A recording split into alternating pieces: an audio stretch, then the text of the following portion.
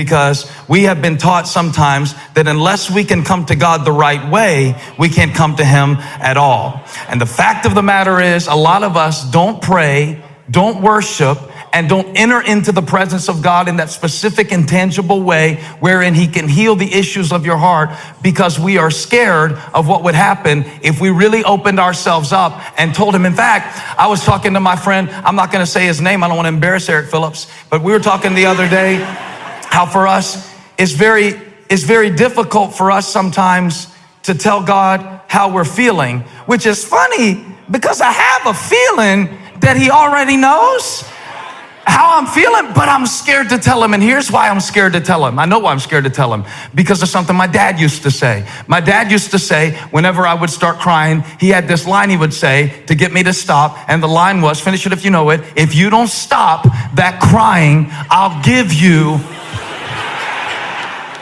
Your dad was an abusive maniac as well? No, my dad was a great dad. And I get it. And I get it. But when David uses this image, I was surprised because I'm so used to the Psalms being a place where we pour out our praise. I was surprised to see David pour out his complaint, because I didn't think you were supposed to complain if God was good to you. And I read the whole Psalm, and he started the Psalm saying he was pouring out his complaint, and he ended the Psalm by saying that God was good to him.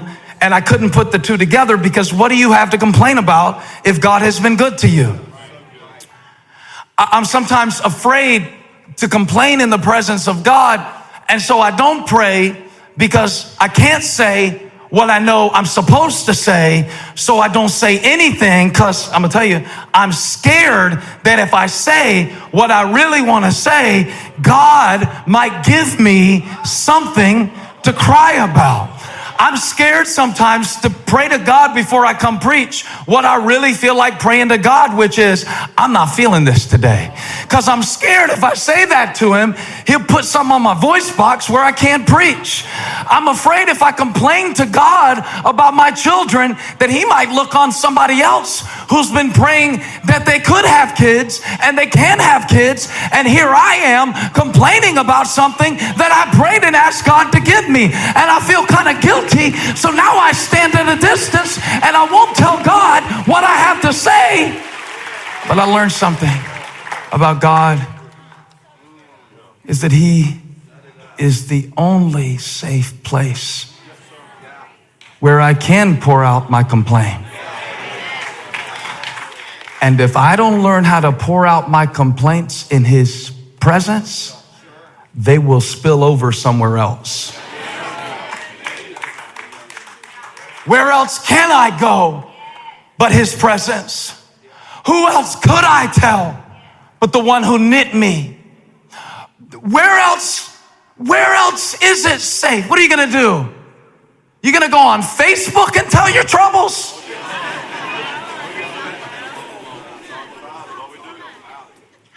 The presence of God is not a place to bypass your emotions.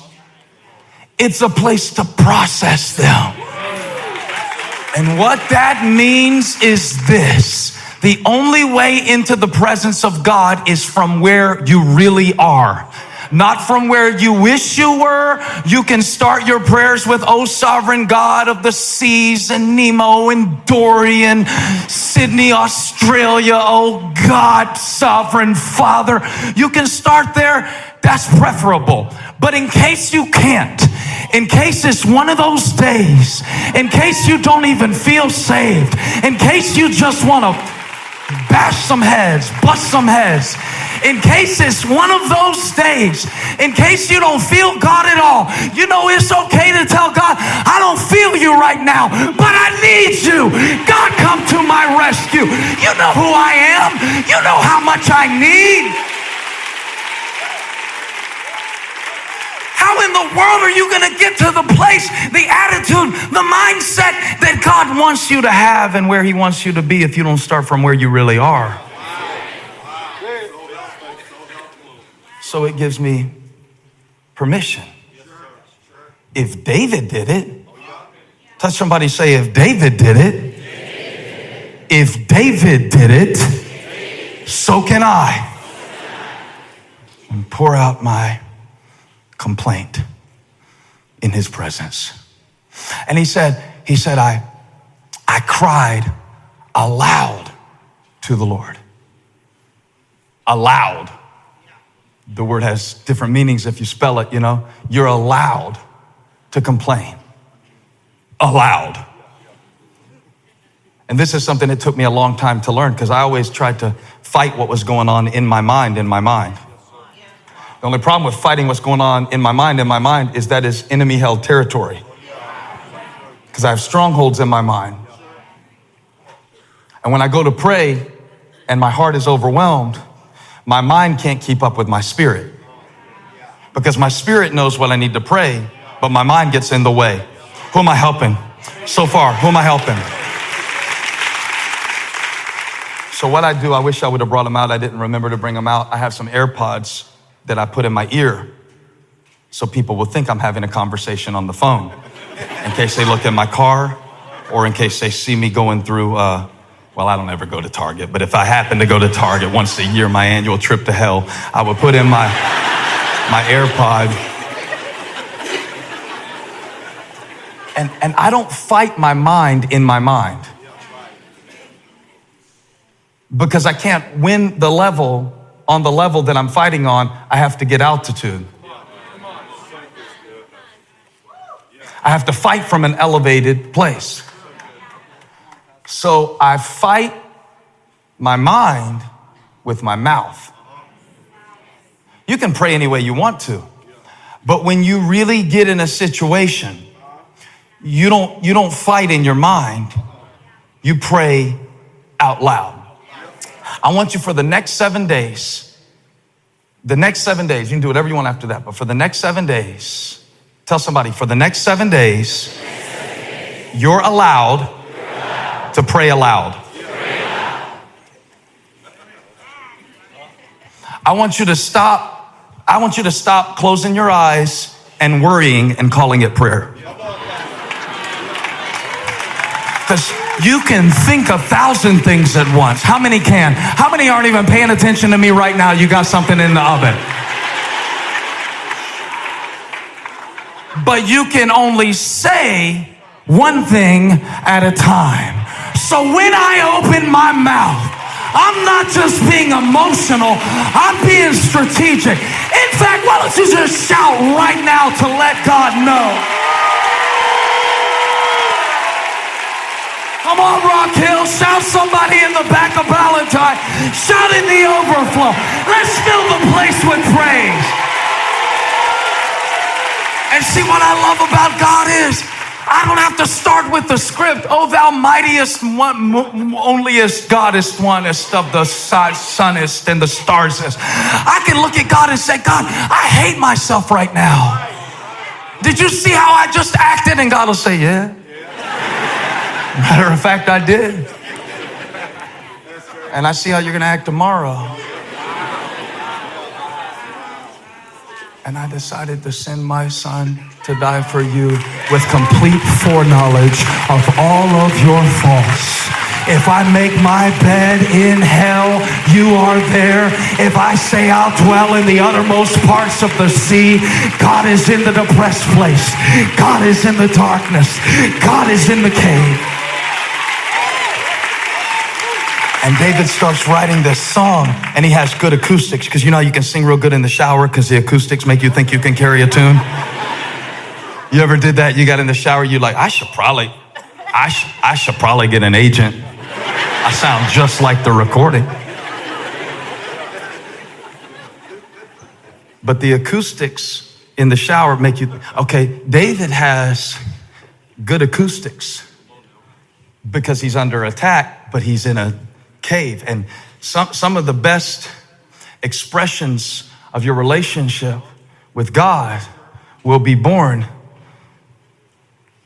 not when you are crowned in victory, but when you are hiding in despair.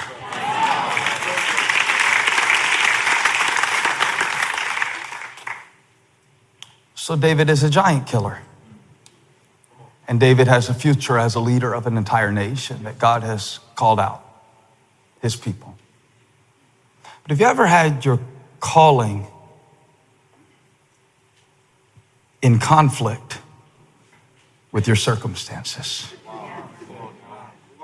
This is David's situation in Psalm 142.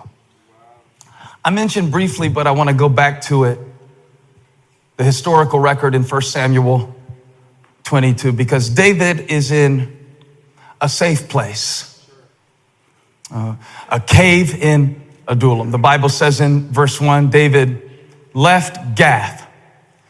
Hey, you want to do something real cool this week? Go and study where Goliath was from. Okay, I'll go ahead and tell you now because I studied it for you. It's Gath. So he has to go hide in the place where he just defeated an enemy.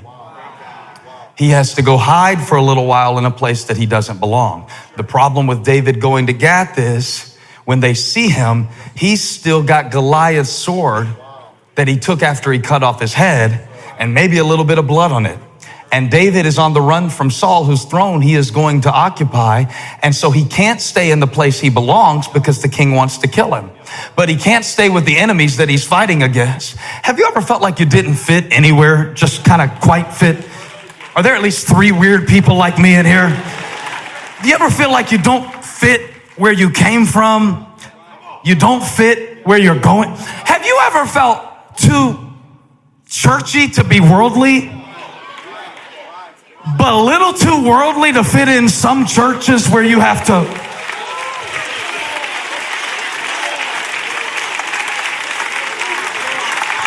And so David, I hit something right there.